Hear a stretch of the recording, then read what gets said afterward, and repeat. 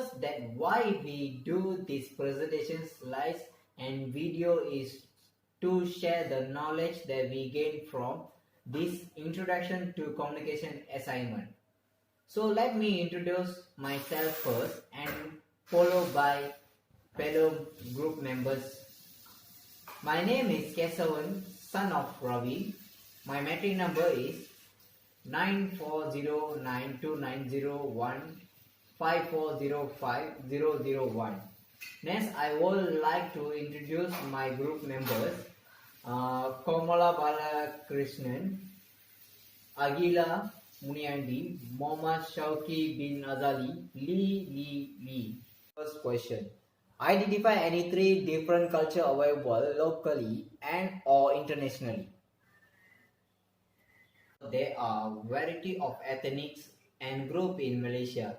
We have identified and choose the three ethnics such as Malay, Chinese, and Indian as the majority people who live in Malaysia as locally. About three of them background. First, Malay people. Malaysia biggest ethnic group representing over a large portion of the population and the national language. With the most established indigenous people group, they structures a group called Bumiputra, which translates as children or prince of the soil. Almost all Malay are Muslims. However, Islam here is less extraordinary than in the Middle East. Traditional Malay culture revolves around the kampong or town. However, today one is similarly prone to discover Malay in the urban communities. Secondly, we see about the Chinese background. The Chinese trade with Malaysia for the centuries and settled in number during the 19th century when exploration of wealth in the Nanyang or South Sea spread across over China. In spite of the fact that maybe generalization, the Chinese are viewed as Malaysia business people have success in numerous industries. When they first arrived, however, Chinese frequent work the most exhausting employment like tin mining and railroad development. Most Chinese are Tao Buddhists and all solid connection to their hereditary country. They are structured around the 35% of the population. Lastly, we see about the Indian backgrounds. Indians had been visiting Malaysia for more than 2000 years. Did not settle as one huge mob until 19th century. Most originated from South India, escaping a poor economy landing in Malaysia. Many worked as rubber tappers, while others fabricated the framework or functioned as egg and litter business people. The culture of life with lovely Hindu temples, foods, and beautiful piece of clothing is obviously altered the land. About these three cultures, Malaysia is blessed with a multiracial society consisting mainly Malay, Chinese, and Indians. There are many different ethnicities that currently exist in Malaysia have their own unique and distinctive cultural identity, with some crossover. The country consists Peninsular Malaysia and East Malaysia and obtained its independence on August 31, 1957. Some erosion of mixed European and Malay descent live in Malaysia, having had an interesting past, being a part of the international spice route many hundred of years ago. Malaysia has turned into the mosaic of culture. Everything from its people to its architect reflect culture, colorful heritages, and amalgamated culture. To understand Malaysian culture, you must first get to know its people. Malaysia is a multicultural society. The main ethnic group are the native Malay as well as large population of Chinese and Indians. When visiting the country is very clear that the ethnicities retain their religions, custom, way of life. The most important festival of each group are public holidays. Although growing up, children are educated in the same school and will eventually work in the same office. Few marry outside their own ethnicity. Families tend to socialize within their own ethnic group, all part of retaining their individual traditional and lifestyle. Despite an ethnic difference, there are commonalities cultural speaking. A small community in Malacca descendants of former Portuguese colonists who married a Malay woman. While they adopt a Malay culture, they speak their own language and are Catholics. Each ethnic group has its own underlying culture that separates it from the others, and they have achieved different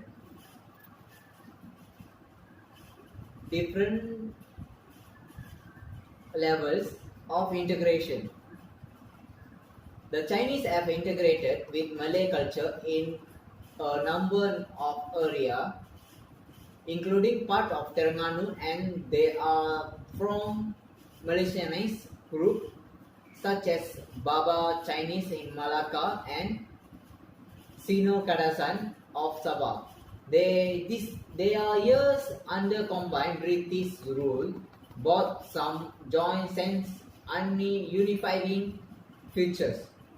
A joint Malaysian culture can be seen in the symbiosis of the culture of the people within it. Malay, Chinese, Indians, and many other ethnic groups have lived together in Malaysia for generations. All these cultures influence each other, creating a truly Malaysian culture.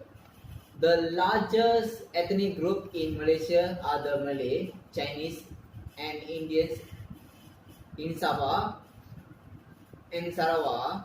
In Sabah and Sarawak, they are myriad indigenous ethnic group in their own unique culture and heritage. Today, Malaysia largest ethnic group make up more than 50% of the population, although this dropped to less than 25% in East Malaysia. In Malaysia, the Malay refer to the person who practice Islam and Malay tradition, speak the Malay language, and who asserted ancestors are Malays.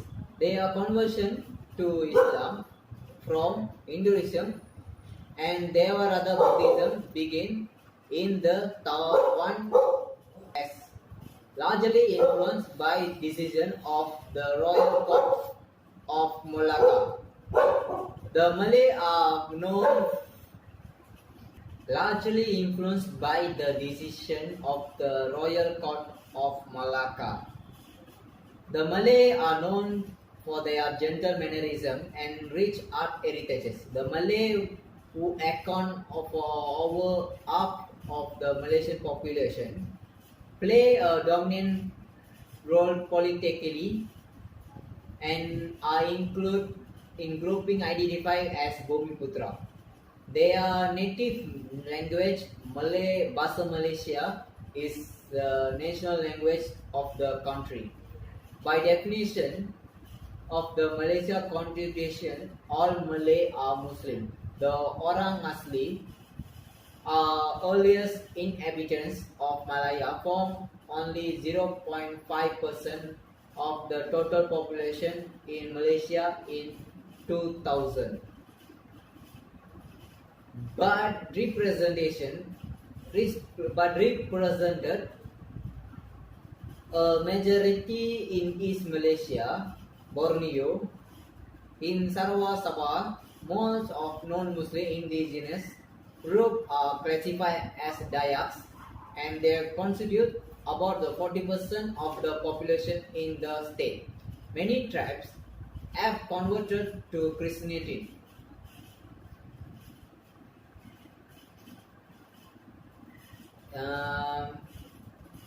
The second largest ethnic group, the Malaysian Chinese, form about the 25% of the population. Most descended of Chinese immigrants. During the 19th century, the Chinese are known for their diligence and keen business sense. There are three subgroups who speak different dialects of the Chinese language are the Hokkien, who live predominantly on the northern island of Penang, the Cantonese, who live predominantly in the capital city Kuala Lumpur, and the Mandarin speaking group who live southern state of Johor. The Chinese have been settling in Malaysia for many centuries, form largest ethnic groups.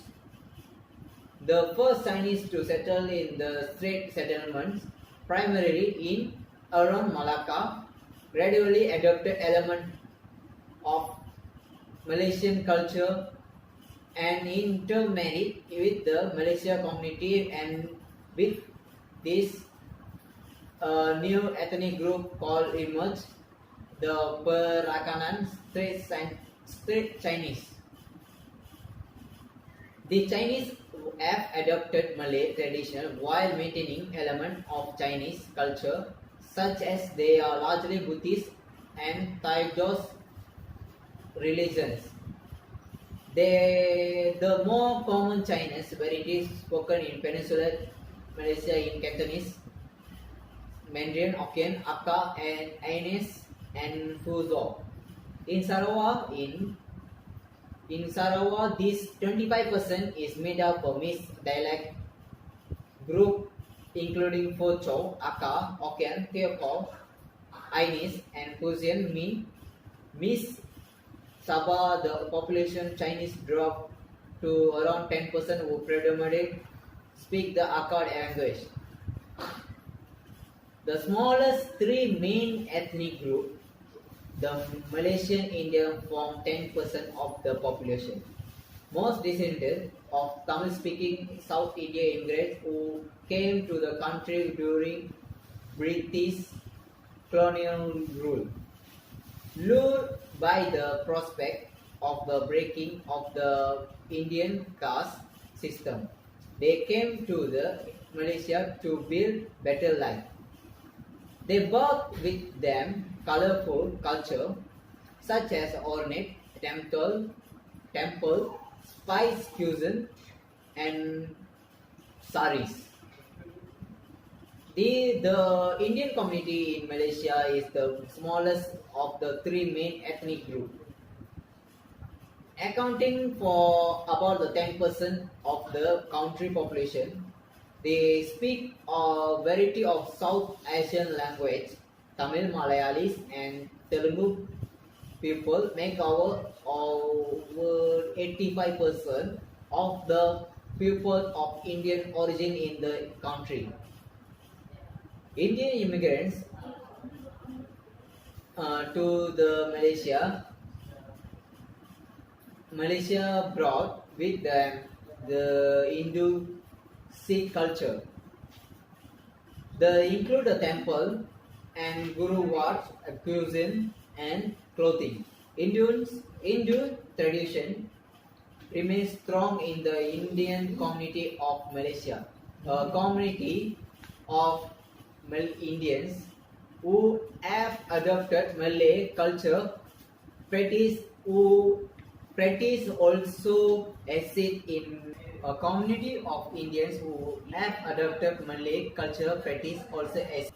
Though they remain Hindus, the Chittis speak Bahasa Malaysia and dress and act as Malays. Thank you.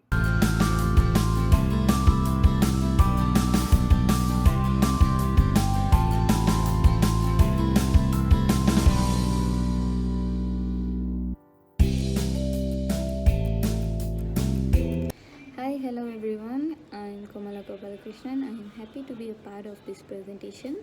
And my presentation is about negative experience through the communication.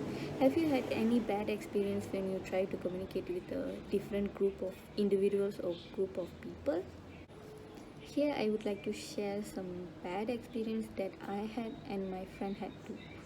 So the so whoever see the presentation can learn from our mistakes also, and we can share the experience. One of the negative experience which I have been encountered is disability barriers to inclusion. Nearly everyone faces hardships and difficulties at one time or another. But for people with disabilities, barriers can be more frequent and have greater impact. I had experienced that communication barriers during my childhood, especially with my cousin who was deaf and dumb since born. Normally, communication barriers are experienced by people who have disabilities that affect hearing, speaking, writing, and reading, and sometimes understanding too. I stayed at their home for 2 weeks. I had the difficulties to communicate with her. Common auditory health messages may be inaccessible to people with hearing impairments, including videos or television programs. But nowadays, got news that shows captioning and oral communications. But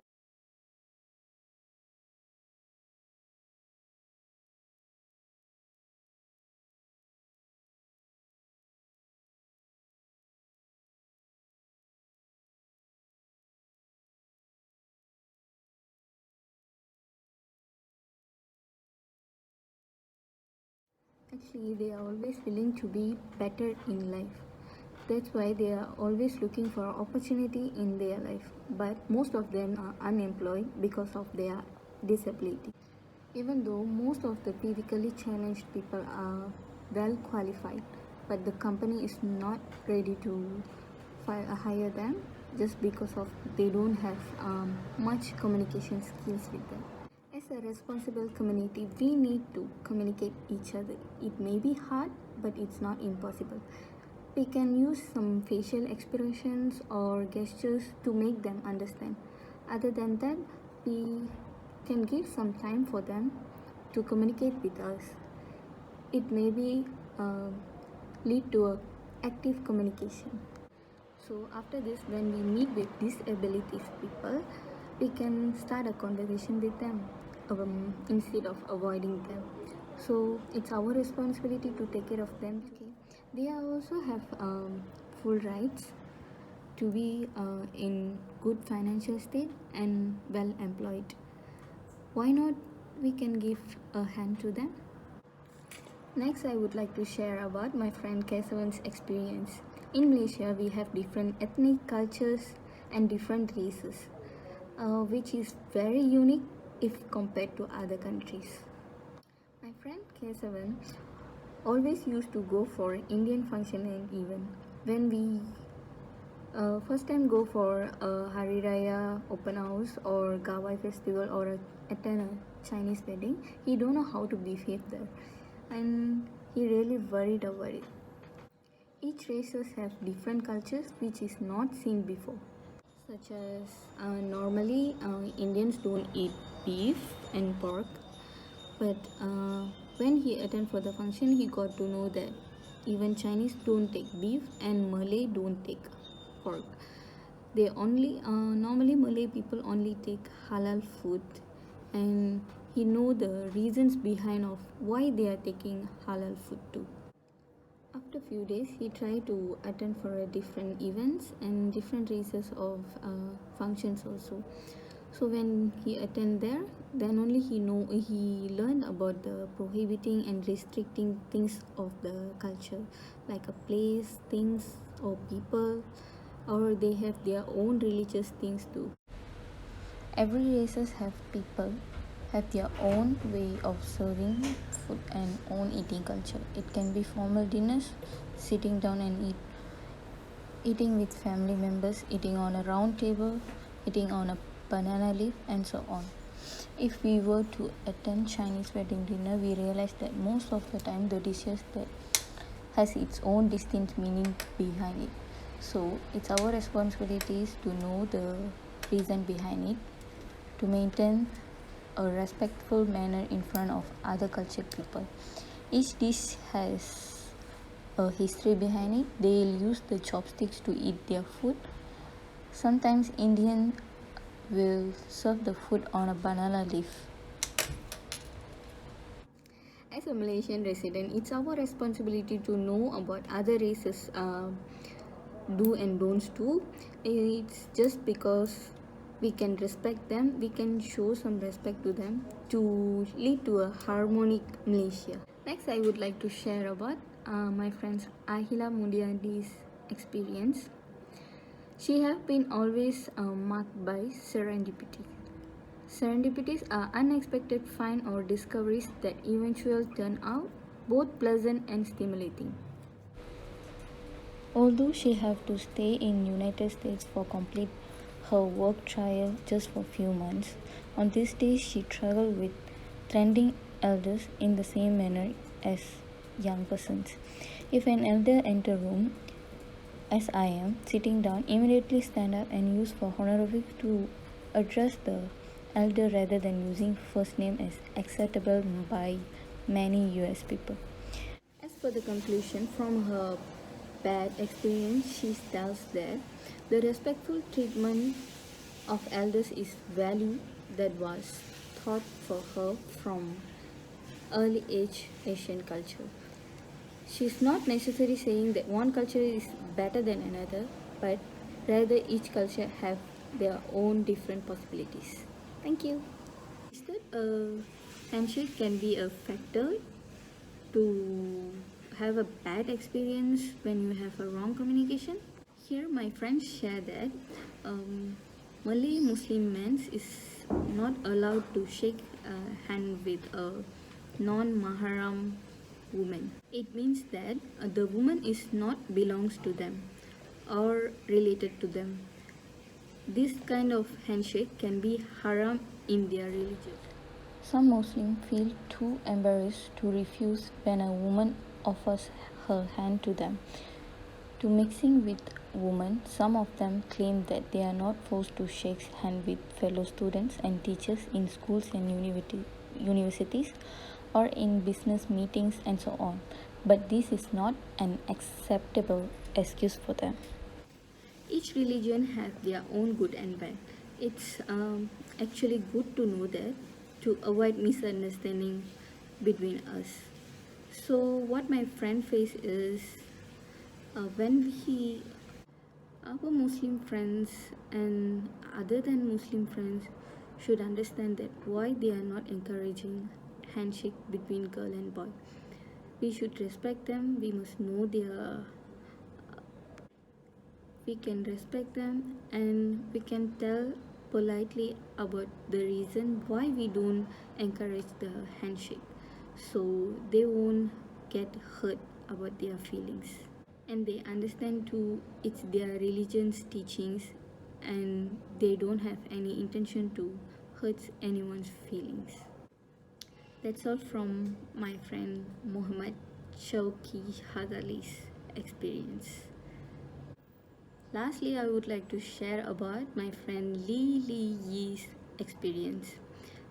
She had shared about the common experience, which is normally we use different languages at workplace, like we calling our company's owner or head as boss. But at outside we don't do that. Sometimes we call our colleague as sister or brother to make the environment more cheerful and comfortable to us.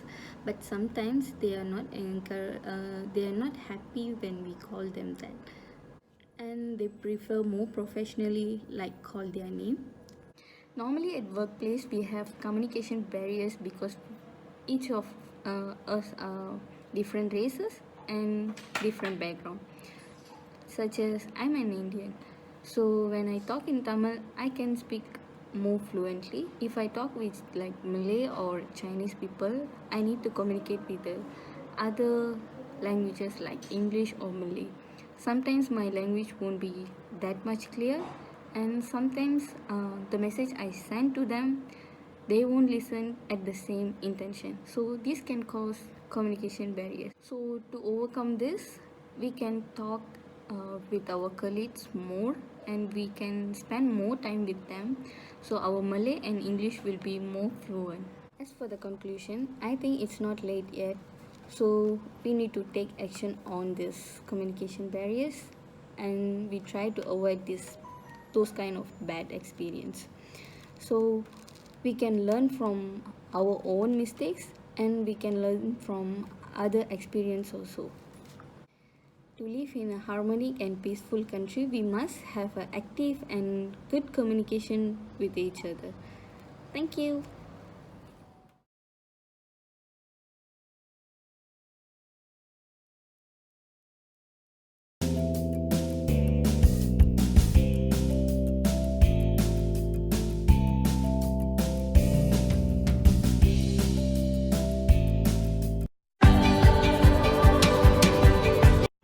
Hi guys, I'm Ahila Munyandi and I'm currently doing my degree in OUMJB and I'm working in Singapore as a heart valve assembler.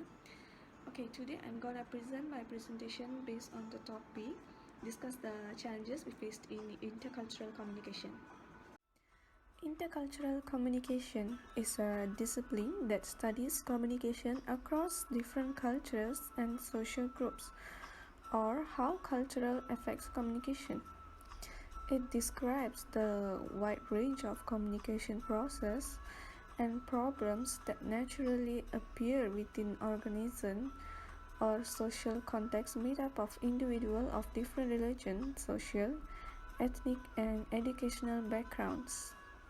In this sense, it seeks to understand people how from different countries and cultural acts communicate and perceive the world around them.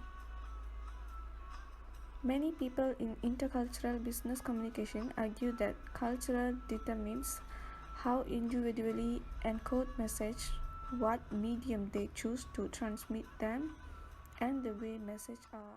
I'd like to give a brief about the intercultural communication first of all.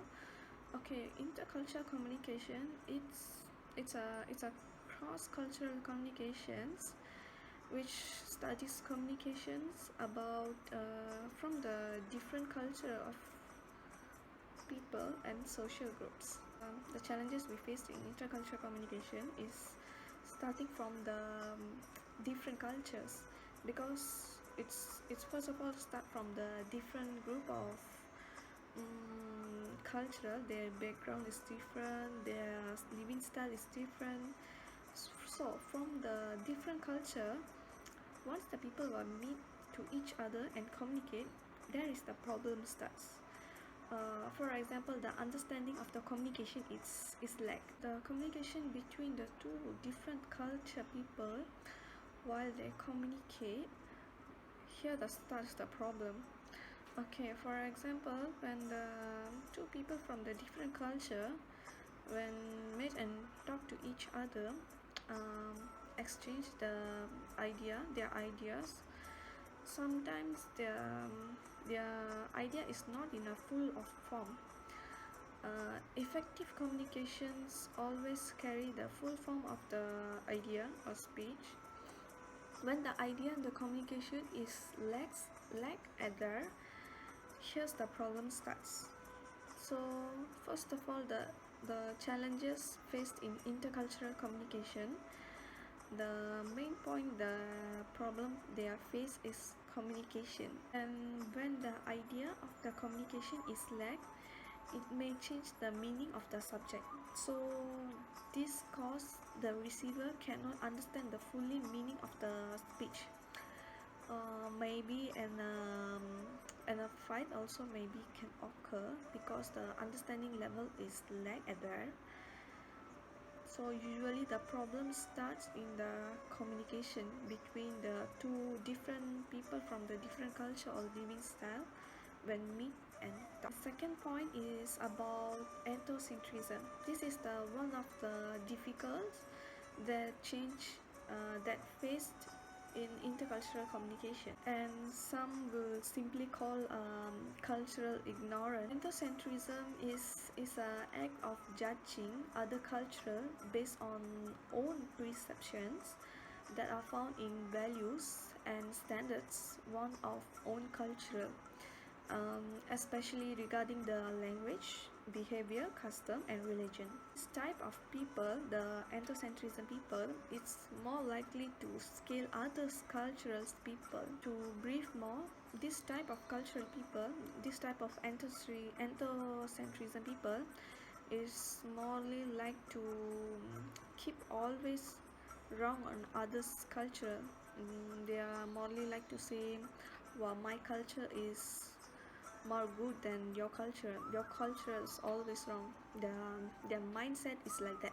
Anthropocentrism people are likely to convince other cultural people to convert to their own culture. Strong identification with one own culture that links one's self-esteem to positive view that culture. For example, Malaysian, as an Asian, we are like to eat food with a chopstick, while Americans like like to use the spoon and forks. Just because using the hand is something like unnecessary one. So this is the one of the example of the ethnocentrism. My next point of intercultural communication is basically understanding the different culture is maybe itself the one of the problem for me. Okay, for example, different in accumulated patterns of values, belief, behavior shared by identifiable group and people among others. Okay, the different in slang, body language, mindset, spiritual act, and others. Sometimes misunderstanding or conflict between two different religion or ethnic group may occur. The next point is understanding the different culture. Okay, understanding the different culture is also the challenges faced in intercultural communication. For example, as we living in Malaysia as a rational country which carry different people from different cultures, normally Malay people won't shake their hands from the opposite gender. This is because of their culture, their religion. Some people are like to, for example, as a USA pattern, they are likely to shake their hands and slightly hug them as a greeting. In Malaysia, the Malaysian peoples will not do that just because of the different culture. Some people are slightly difficult to understanding the other people's culture. So from there, the misunderstanding and conflict between two different religions may occur. We are living in a multicultural country now. Sometimes we may find some difficulty to understand their other religions pattern. So this is the one of the challenges we faced in intercultural communication. Next point is stereotype. Okay, a stereotype is a simplified method picture of an individual or a group of certain characteristics. How one of the group of cultural are stereotyped towards another group of culture. For example, they are morally like to judge other culture by standards of their own culture. As long as they are different race and culture, the stereotype peoples will never disappear. People will always have the fear that what they are not understood. The first impression of the representative of entire group is really difficult to get rid of it. Okay, at here I like to clarify the anthropocentrism and stereotype is actually different. Maybe they're carrying the meaning of slightly different, but actually they have their own meaning. Anthropocentrism is attitude makes people from other culture feel that you do not value for them, while stereotype is about oversimplified belief that a cultural or specific group of people can be a negative too, and some people are naturally racist. This form is for the stereotype. And my last point is racist. Okay, racism is the one of the challenges we now may face in intercultural communication. Okay, racism is the one of the challenges we face in intercultural communication. Okay, racism includes the prejudice, discrimination, or hatred directed at someone because of their color, skin color, ethnicity, or national origin. Okay, racism can be revealed through the people's action as well as their attitudes. Okay, for example, some company may look towards the list of the names before they conduct the interview with the candidates.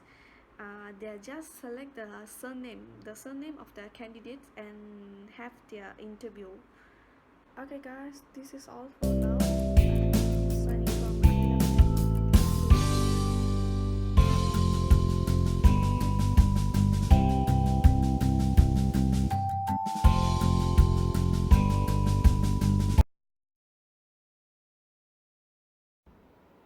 Hello everyone, my name is Muhammad Shauki bin Hazali from Johor Bahru Learning Center.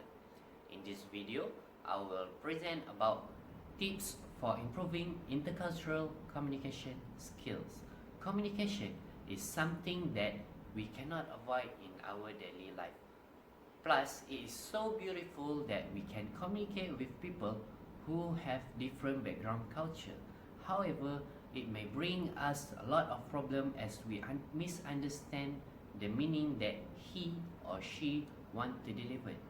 Here are some examples on how to improve our intercultural communication skills.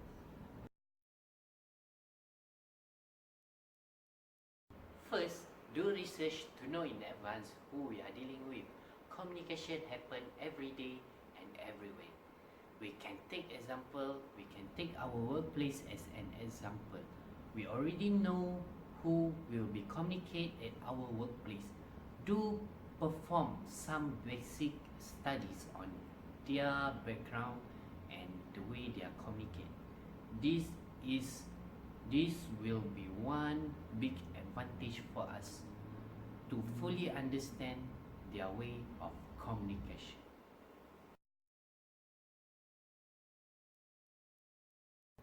Secondly, practice our listening and observing.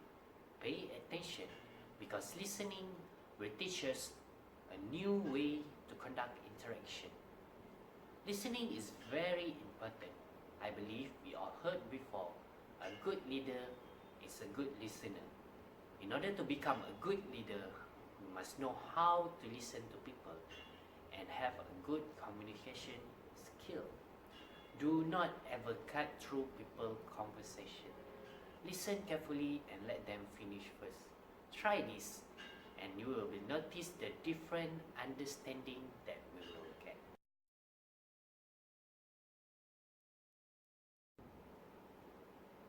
Next tip is to ask questions when you don't understand.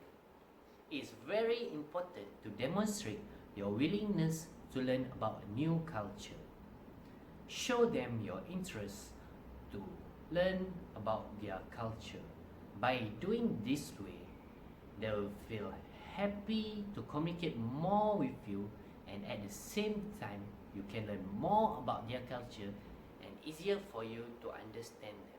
But make sure you ask an open-ended question in order for them to outline or explain a point. Avoid a yes/no answer question.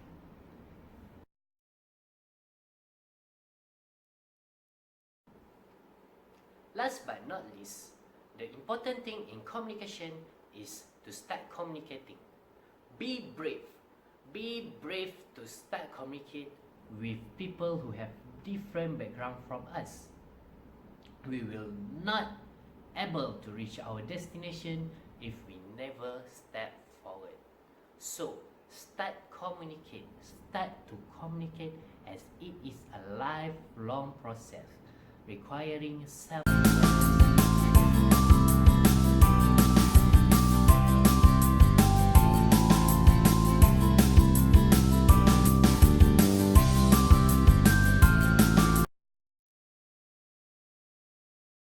Hello, I'm Lily Yi from JB Learning Center, and I'm going to present my slide on the course Introduction to Communication. I am Christian Fai. Okay, Christian Fai asked us to discuss on the importance of intercultural communication among Malaysians and non-Malaysians working and living together in Malaysia. Okay. I think intercultural communication is a discipline that studies communication across different cultures and social groups, or how culture affects communications.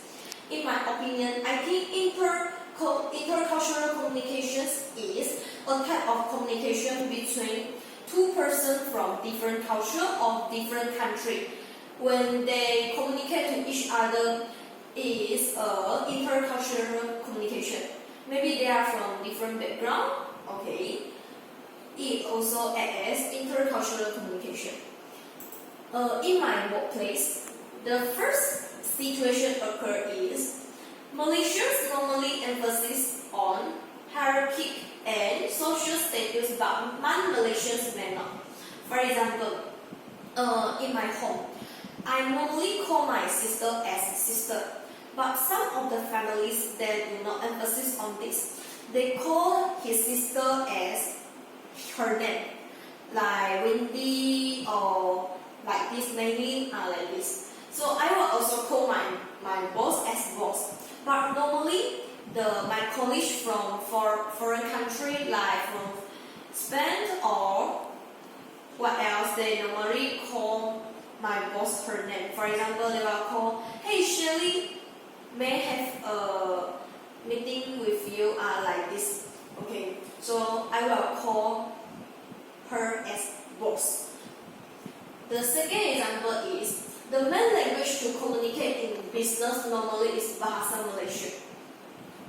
For example, when we apply some form like interaction with Malaysian government officials, I will my job have to apply the permit, the lesson from my company. So I will have to interact with the Malaysian government officials. So I have to use Bahasa Malaysia to interact with them. Or I have to apply the form and write down the form or the letter by using Bahasa Malaysia instead of English or Mandarin. Because Bahasa Malaysia is our Bahasa Rasmi. Okay. And the second, in Malaysia, the prayer times must be considered when scheduling the business meeting. For example, if our company want to have a meetings, we have to consider the prayer times because Muslims have to pray 5 times one day. So we have to consider it. into our timetable, our schedule. So when we are having a group discussion, we would use English or Malay to communicate instead of using Mandarin. Although we have some colleagues from China, but we will not use Mandarin to communicate with each other, because we know if we use Mandarin, other colleagues will not understand it. So we have to use English or Malay to communicate with each other. This is, I think this is respect. We respect them, they also will respect us. So this can avoid communication or misunderstanding. Okay, the third example is Malaysians may have different eating habits. For example, I am a Buddhist, so my other colleagues will not eat beef in front of me. No matter Malaysians or non-Malaysians, because Buddhists and Hindu cannot eat beef. However, Muslim can eat beef. So Muslim will not eat any beef in front of us. So we will also eat any pork in front of them, because we have to tolerate or respect to each other. So I think this is our intercultural communication in our company, and this three example is the situation that I face. Okay, so my presentation ends here. Thank you very much.